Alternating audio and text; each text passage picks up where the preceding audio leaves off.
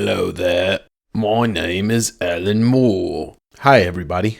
Welcome back to Direct Edition, a podcast about nothing and everything. I'm your host, Dave. You remember me from last week and all the other times that I kept saying that because I just sometimes default to saying the same stuff twice. Well, I hope last week's episode was enough for you to digest and keep listening, because today we've got kind of a little bit of a follow-up in a different direction. I got to admit, not having the best of days, but that's, not trying to woe is me type thing, but I work really hard on the YouTube channel, and after 2 videos from Horror Week and a bunch of social media posts that kind of went nowhere, I'm just kind of throwing my hands up in the air. But I'm going to keep soldiering on, because that's what I do, because I don't let the algorithm get me down. Otherwise, I'd just stay in bed all day. But it's kind of like a 2-pronged thing, because a follow-up to last week's episode about movies is the fact that, and I got to admit first, before I continue on, that I did not really care for any of the Venom movies. I like Tom Hardy, but Venom 2 is probably the worst movie I've seen in 10 years, and that includes Madam Web. And the first one was I just didn't care for it. It's just they're not good movies, and that's pretty much the long short of it. And I think the character that I loved in Venom died anyway when I was a kid, because he was a great villain, and that's where that kind of ended for me. But that's okay. I'm not saying that they did anything wrong with the character in the comics. It's just not for me. And once again, with the movies, big fan of Tom Hardy. I think he's entertaining as fuck to watch. But if they had let him rip on that movie like they did as Bane, it would have been a lot cooler. So the third movie came out this week. And I mean, I watched the first 2 trailers. It looked like crap to me. I didn't have any expectations that anybody would think it was good. But it did really badly. Or it came up to a slow start here in the States, and I think the world box office helped save it. But it's just very interesting on how that franchise was viewed coming into the third movie versus the conversation that I had last week about Joker, about being shit on by the kind of toxic fan base before it was ever released, and it tanked. And so it just kind of, there's definitely not just a negativity bias out there, but there's definitely a DC bias. And I don't think that's irrefutable. I don't think you could disprove that fact, because if you were to go look at how the people that shit all over a movie like Joker are reacting to Venom 3, you would find that they're saying, like, they're trying to like dodge it and say, oh, well, it's, it's doing okay in the world box office, so it's making its money back, but nobody's calling it a piece of shit. Nobody's, they weren't shitting on the movie when that first trailer was released. So it's definitely a bias in that. And I don't know exactly where that stems from, because I'm not one of those people that would. I did say that movie looks like shit, but did I go on my YouTube channel and do it? No. Did I go on this podcast and do it? No. I just, conversations with friends and stuff like that. So I thought that was pretty interesting to see how the 2 different sides play on that. And it is what it is. I don't, it's not going to affect my world. But what does affect my world is this conversation that I've been having with my buddy Will, and a couple other friends have heard me rant about this, about how it's slowly happened, but now it's rapidly happening this year. The death of physical media when it comes to movies. Now, music already went through this, and now it came back with vinyl, and then apparently vinyl was very slow this year. It's the worst year that vinyl's had in, I think, a decade or so, which I can attribute personally to the fact that I just think quality has gone down, and they're going with too many gimmicks. See, gimmicks exist in all collecting facets. They exist in vinyl with colorways. They exist in trading cards, obviously, with manufactured scarcity and stupid shit. And they exist in comics with gimmick covers. I guess you could say they exist in movies too, and not just physical. I mean, like just in general, like the 3D craze, which didn't go over too well. The only real successful stories from the 3D movie craze were James Cameron and what's his name that directed Gravity. Was that a Quran movie? I believe. Yeah. So the successes lie in the people that really do it well. Obviously, James Cameron being the king of 3D with 2 Avatar movies that have grossed, billions of dollars or whatever. So gimmicks exist in everything. And so getting back to the point of physical media on movies going the way of the dodo, it seems, is the beginning of the year or the end of last year, Best Buy, which was primarily a store that's like, I can remember the first 5 years of me going to Best Buy, it was like 90, or not 90, it was at least 50% of that store was physical media in the way of DVDs and Blu-rays and whatever, 3D Blu-rays and HD DVDs, whatever the hell, all that stuff. They announced at the end of last year that physical media was going away. They're no longer selling Blu-rays. And I thought maybe that was just in store. No, that was a company-wide thing, no longer available online. I went to go get a copy of Wolverine Deadpool 3 on Blu-ray. I try to get the steelbooks because I like them. I like the artwork. I like the spines. Like they look really good when they are lined up. And it's sold out everywhere. So I went to go to Target. It was sold out online everywhere, I should say. I went to Target the other day and I go in there looking for it and they're like, "Oh yeah, we don't sell Blu-ray anymore. We don't sell movies in store." I'm like, "What? Target, who has a section of books, music, and movies, is just done with selling movies? Excuse me? What?" And so I went to order the Blu-ray with the Deadpool core pop-up on Walmart.com, which is an exclusive. And it's finally shipping. But first it was pick up in store. They canceled that. And they said, "We'll ship it to you." And then the next day, they said the shipment was delayed. I'm like, they're going to cancel this thing altogether. And I'm not going to go too deep into this because it pisses me off to no end.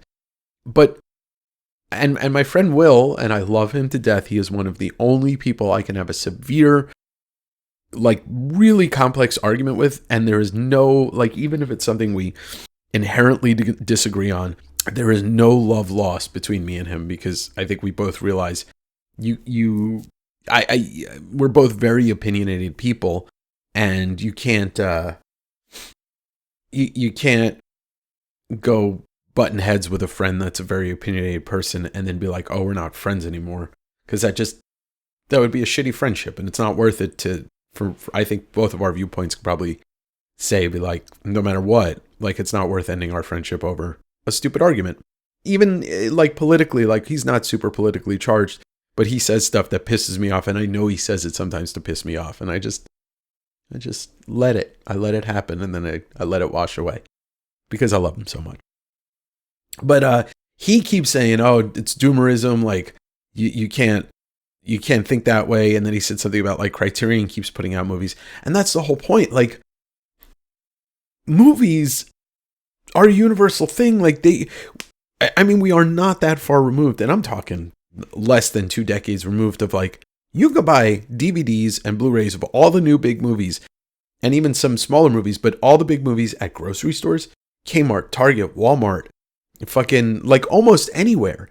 And now try and find it. And we're talking about Deadpool Wolverine, the biggest movie of 2024. And you're not putting that in stores everywhere. And it's becoming another byproduct of this, what started off as a great idea, the digital revolution. Get your movies anywhere at any time. Get your music anywhere, anytime. Get your TV anywhere, anytime. And within 15 years, or maybe even 10 years, maybe even 5 years, where can I find this movie? Oh, it's on this streaming service, which I don't subscribe to. Oh, you mean they took that album off the streaming service because like the band is tired of not getting paid for this? You know, it has become a pissing contest and a frustrating way of existing when wanting to consume art, you know, for lack of a better term. If I want to watch fucking Gremlins 3 days in a row or 3 different months out of the year, I shouldn't have to struggle to find it. You know, this is not like it doesn't make any sense to me. And I think a lot of people are not realizing that these major studios, these companies, the Netflixes and all that shit, they are putting a stranglehold on what we consume and what we are able to find. And I'm telling you, I think we're about 10 years away from a shift that has to happen where we get our shit back, where we go, you know, further into, or we're able to buy physical media again. We're buying it with happiness, and it's at a price that we don't have to bend over and take it up the ass, because the streaming service thing is not working. It's not. How many people that are listening to this have 10 streaming services? You know, like, you know, you really can only make sense for 3 or 4 at most. I mean, I password share a couple, but I pay for Disney Plus because I do want to watch the Marvel and Star Wars stuff. And I pay for Hulu, which is a combo with Disney Plus. And I pay for Spotify. And I hate Spotify, but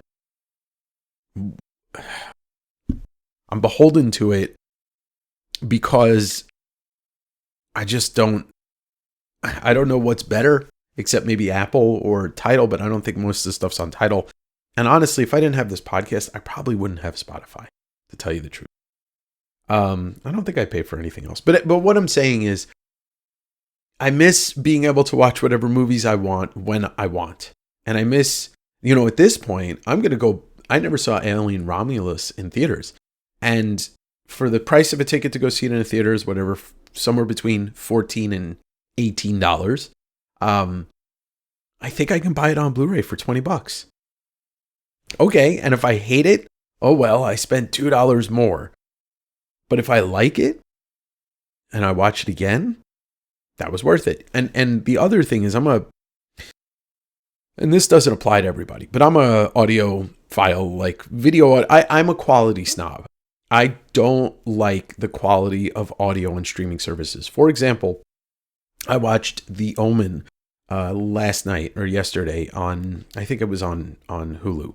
And because I was watching some of these movies that I either hadn't seen in a while or hadn't seen, that was on the top 5 horror movie list with all those comic creators. And the score was louder than the dialogue. And I know this is a common thing amongst people, is like, most people these days have their shit on subtitles when they're watching, you know, on Amazon or Hulu or any of them, because the audio mixing's so bad, because the audio quality's so bad. And I don't like that. Like, I don't want to fucking watch subtitles on a movie that's in English. Why?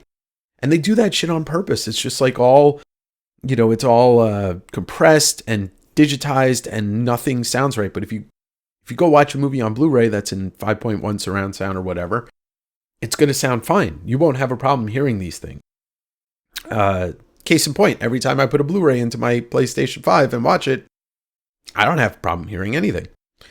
So it's just really, it's really sad. Like, this is how our society became, because we wanted some things to be more convenient. The digital age was, you know, coming around the corner anyway. You can't stop it, but now it just feels like it's become a nuisance. And and there's so much more to talk about it. And it's probably a conversation for later about the whole, like, there's too much to watch and it turns people into like hating stuff before it comes out, as we talked about on the last podcast. The main reason why I turned on the microphone today, Sunday, October 27th, the day before the podcast that I'm referencing actually comes out, because I was perusing Reddit and somebody posted this article from The Guardian newspaper, media outlet in the UK. And it's a just kind of like an op-ed by comics' favorite wizard, Alan Moore. And, if you don't know who Alan Moore is, he wrote The Watchmen. You know that book, The Watchmen? He also wrote V for Vendetta. He wrote League of Extraordinary Gentlemen. He's considered one of the greatest writers, not just to grace comics, but one of the greatest writers in the last 100 years.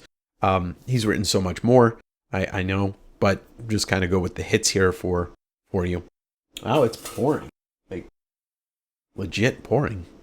So the thing that you also have to know is that, and it's something that he talks about just briefly in the article, and it's something that people talk about often, is that he's portrayed by the media as a hermit, like this shut-in, this guy who walked away from comics, from mainstream comics.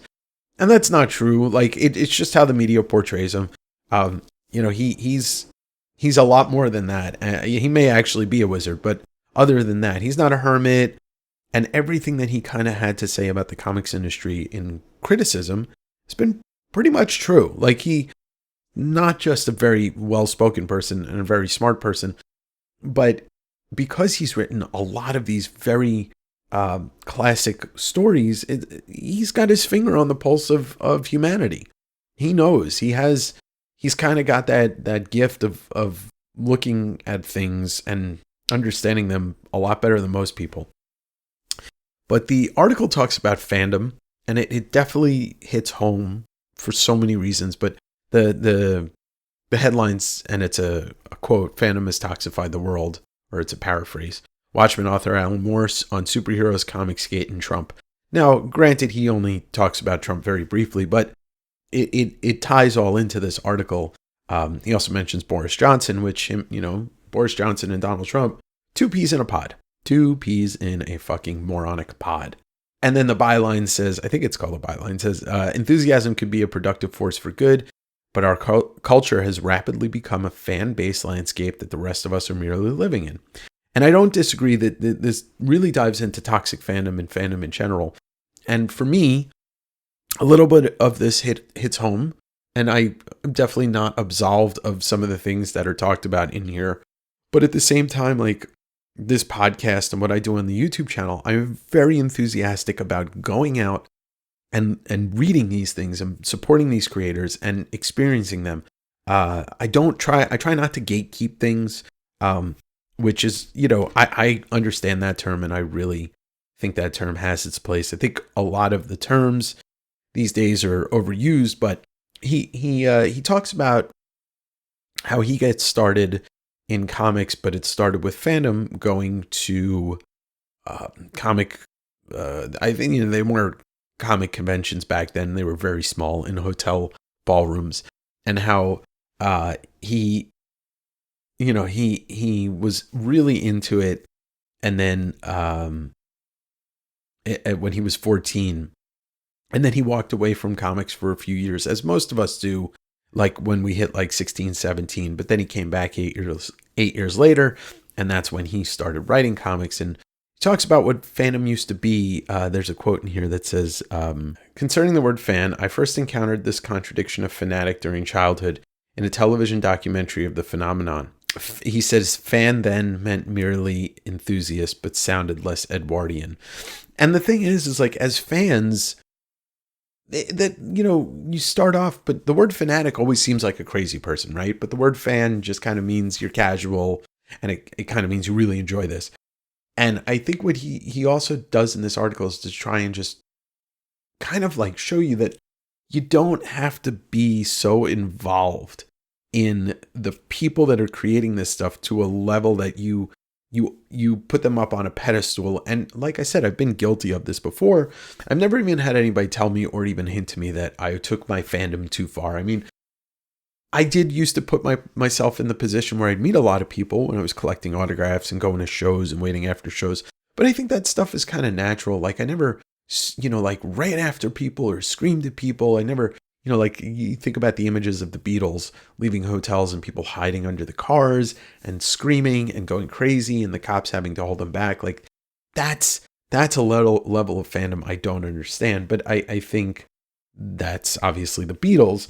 But even when I think about my conversations with Eddie Vedder and meeting him and having him say, I respect you, and like, like felt like a human interaction, and somebody that really understands what it's like to appreciate a musician, because he was a big fan. Like, he talks about meeting certain, like, I think he met Stevie Wonder when he was a kid. He like set up his piano or something. There's levels of understanding, but Moore goes on to describe, and about 10 years ago or so, he had criticized the MCU fandom, and the internet went after him.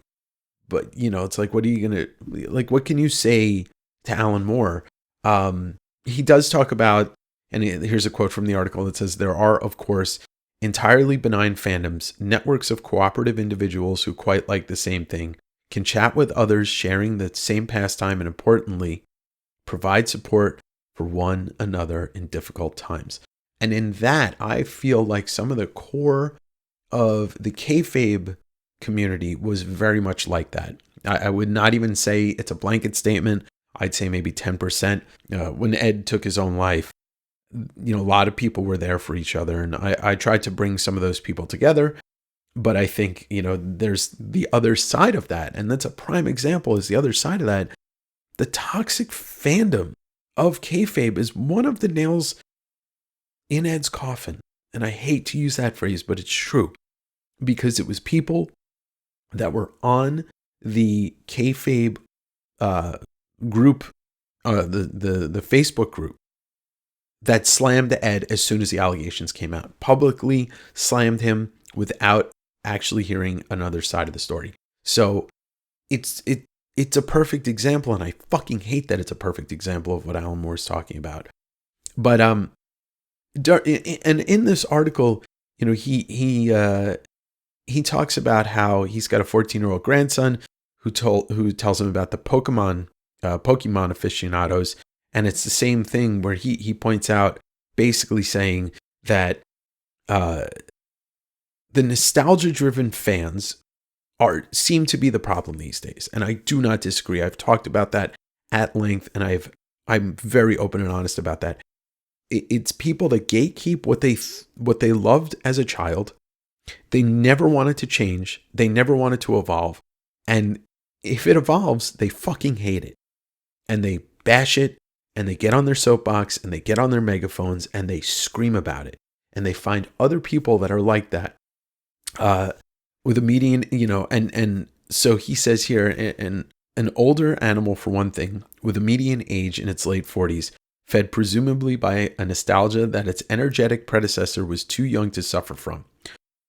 And while the vulgar comic story was originally proffered solely to the working classes, soaring retail prices had precluded any audience save the more affluent, had gentrified a previously bustling and lively cultural slum neighborhood. So I agree with this. I mean, you cannot ask people to evolve. You cannot ask people to change. You cannot ask people to embrace. You can only hope that they grow up. And so much of this toxic fandom seems to be, exactly what he said. People in their 40s that are wishing that the 90s were still in 2024. And they get all fucking angry, and they hate everything that's new. Nothing that's new unless it has that cornucopia of nostalgia in it. And it breeds for contempt, and it breeds for poor storytelling, honestly.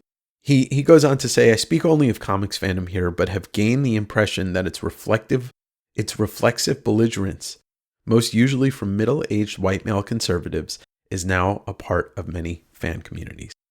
And he's right. Film and TV and music, it is what it is. You cannot look at this and say, "Oh, well, that's not really true," because look at the people that are on YouTube, look at the podcasters, look at the people that spew this kind of rhetoric of toxic fandom. And they mostly are middle-aged white men. And maybe not all. I mean, that's, you don't want to blanket it completely. But he goes on to also talk about the election, or elections, because it does bleed into it bleeds into politics 100%. He says elections that decide the fate of millions are conducted in an atmosphere more suited to evictions on I'm a Celebrity, Get Me Out of Here, which is a UK show. in which contestants who are insufficiently amusing are removed from office. Sellability, not substance, is the issue. Those who vote for Donald Trump or Boris Johnson seem less moved by policy or prior accomplishment than by how much they've enjoyed the performances on The Apprentice or Have I Got News for You. I remember in 2014, whenever Trump really started to campaign seriously, he was making all those allegations about Obama being, whatever, his birth certificate, all this shit. First off, I mean, that's disgusting in itself. Something like that would have gotten you hanged for treason 100 years prior, or maybe even 75 years prior. But that's not what I'm going to debate here. I remember thinking to myself, like, this country is so addicted to reality TV in the early 2000s through that time. They kind of generally feel that reality TV is reality. And I would say to my friends, this guy's a joke. And I know he's a joke because I would hear Newsday, which is one of the New York papers that I grew up reading. You'd hear on the news, like every couple of years, Donald Trump's bankrupt. Donald Trump's bankrupt. I can never wrap my head around somebody that owns all this real estate, but is bankrupt. It just kind of screams crook. But I remember saying to people, like, this society is so addicted to reality TV in such a toxic way. This is the president we deserve. This is not who we should have, but this is the president we deserve as a general society of people that want a kind of bullyish human being in the office so that they could laugh along with him. And maybe that's a reflection of themselves. I don't really know. And we unfortunately got what we deserved, and then we got worse, and it just got worse and worse. And I think you can say the same for movies, for comics, for comic movies. Is like, you got some of the best in the early 2000s with the first MCU stuff and the Batman Nolan movies. And then the more I feel like that they catered to what people were addicted to wanting, people got more feverish. And once they deviated from that and they tried something new, it just fucking blew up. Everybody just got on their soapbox. Oh, this MCU bullshit, it all fucking sucks. It's all shit. And now, as I kind of showed you in the last episode and spoke to you about, it just went so far as to be like, oh, this sucks. It hasn't come out yet, but this sucks. Or this is shit. I haven't seen it, but this is shit. Like, this is exactly what Alan Moore is trying to point out in this article. And he ends the article by saying, an enthusiasm that is fertile and productive can enrich life and society, just as displacing personal frustrations into venomous tirades about your boyhood hobby can devalue them. Quite liking something is okay. You don't need a machete or a megaphone.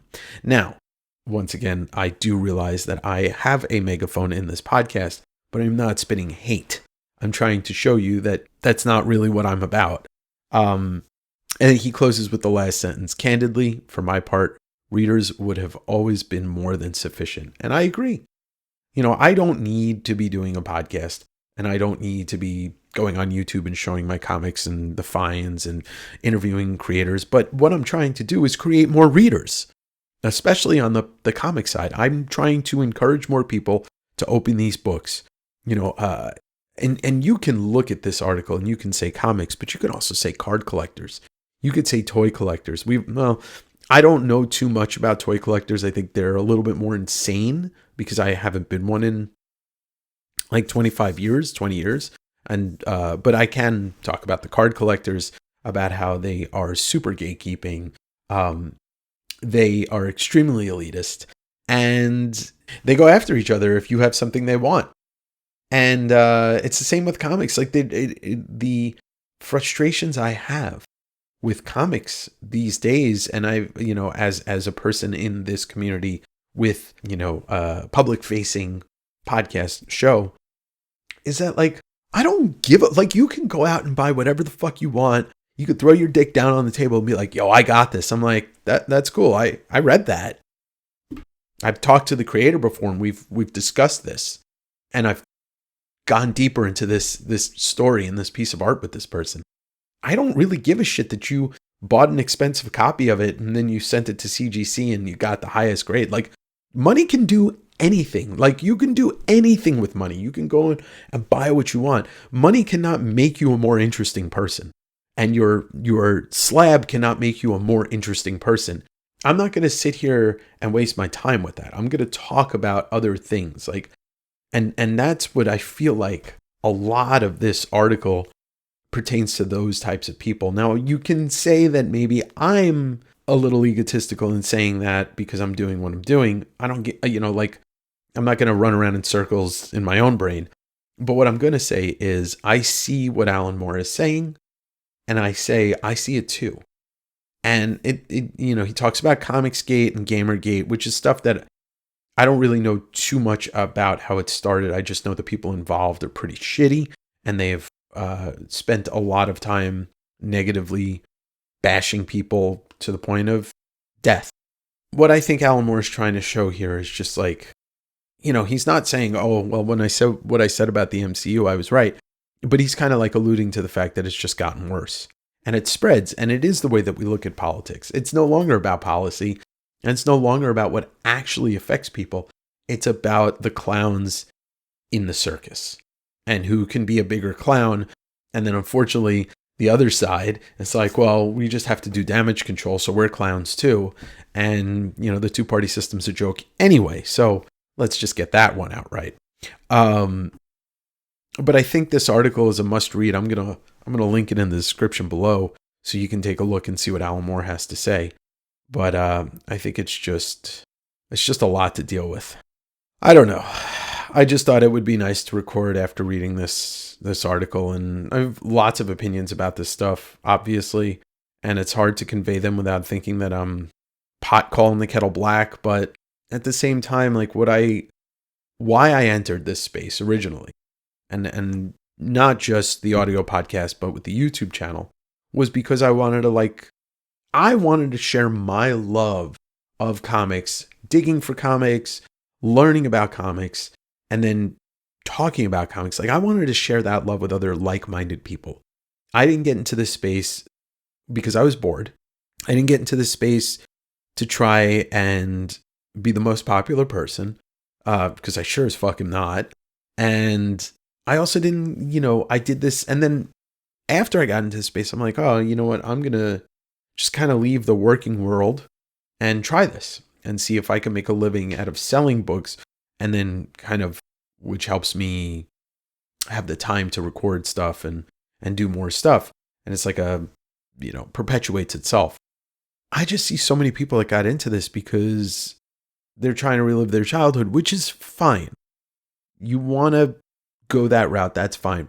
But when you start trying to change or trying to tell people how to write stories, or telling people, like they should make movies for you, or if you're, if you're in the same thing as music and you're telling people, oh, you should write songs like you used to do, like, that's not your fucking place.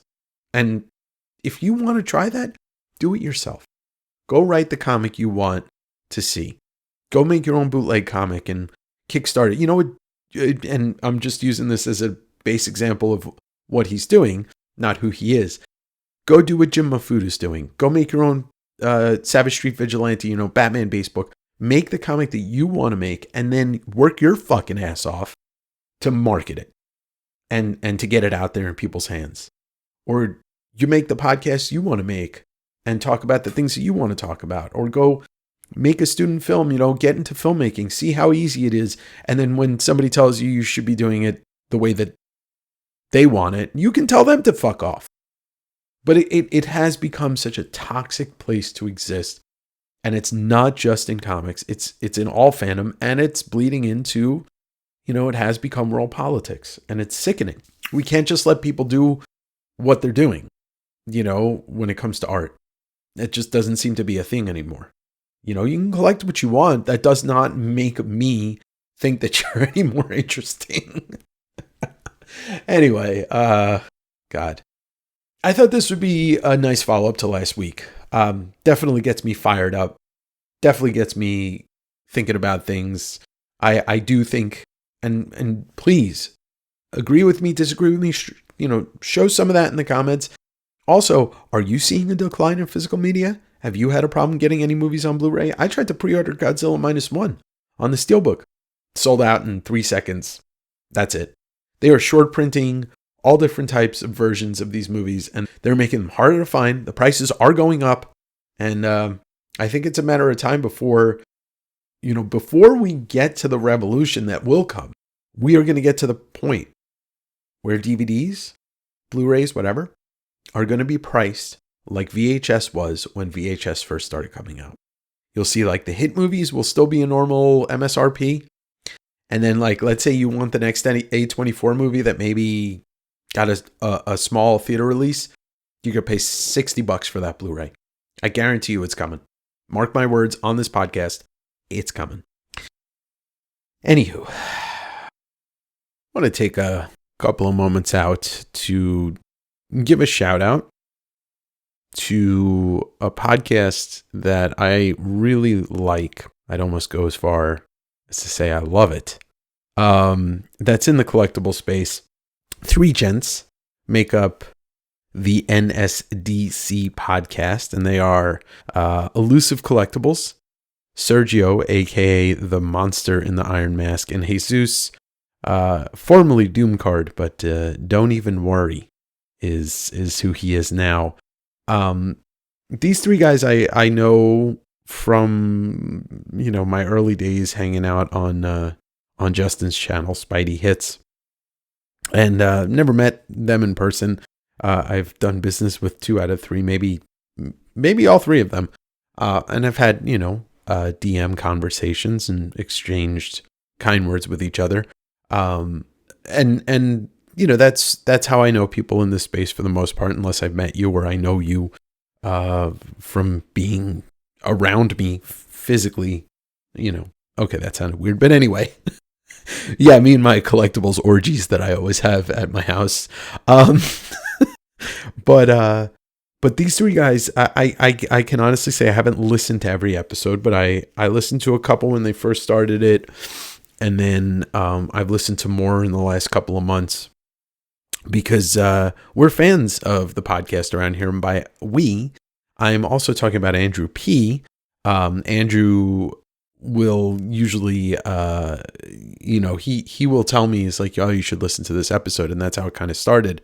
And now I listen to them, but I just want to give them a special shout out because I've been listening to the last couple episodes, binging today and getting through some of the stuff I missed. And, I don't, and there's pretty much not many people on this planet that I say I agree with their opinions 100%.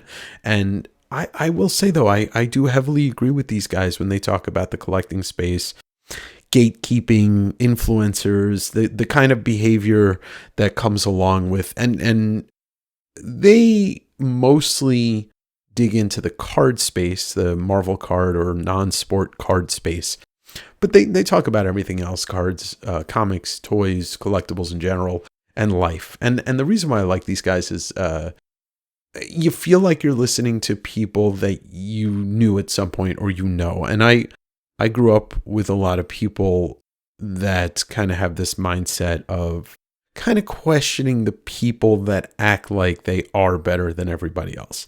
And that's definitely a piece of the focus of their podcast, because the way that, and I'm just speaking from how I interpret them. I'm not speaking as if I was them, but I just kind of feel like they want an equal playing ground for everybody. They want everybody to be able to enjoy the collectible space. But on their last episode, I think they were talking about the power of influence and influencers in the Marvel card space and just in general. And, and as somebody that if somebody were to ask me, are you an influencer? I'd say no, because I don't see myself as one.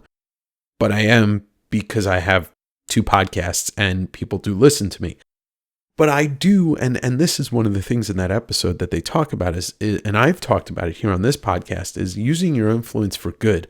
I think I put it in more colorful words, but these guys try to at least not purposefully offend people. But there's a little piece of that where I just feel like you can use your influence for good. And I think most of you that are listening, that listen to either of my shows, if I'm talking about something that I'm like, oh, you should go pick this up, it's on the merit of what's inside. It's on the merit of who's involved or the story it tells or the art that's involved. It has nothing to really do about value. I mean, I could easily do that, but it doesn't bring me any joy. Like I will talk about Bernie Wrightson because he's Bernie Wrightson. I won't talk about Bernie Wrightson like, oh, you should go buy this book because I think it has a lot of value. I'll say it has a lot of value because it's Bernie Wrightson. My whole see Todd, buy Todd thing, which was at this point is probably my biggest, quote unquote influencer move, is because I live that motto. And it doesn't hurt anybody and it won't make anybody bankrupt. If you take it farther and farther beyond your means, that's not my fault. That is not my fault. I'm not telling you, I think I put the asterisk in when I bought those 2 pieces of original Todd art. Like, this is not for everybody. This is not for most people. And so I got to give a shout out also to these guys, the 3 of them, because they kind of are helping keep me on my toes and keep me kind of grounded and responsible and making sure that I'm doing the right thing by the people that listen. And, I'm not a perfect person. God damn, I'm not even 50% a perfect person. I'm like I'm like 3 raccoons in a trench coat, a perfect person, which is to say that I'm not a person at all. Anyway, getting way past that. NSDC podcast. So these guys, they record weekly. You can find them in NSDC podcast on YouTube. And then in there, you can find all their social media links and et cetera, individually and for the podcast.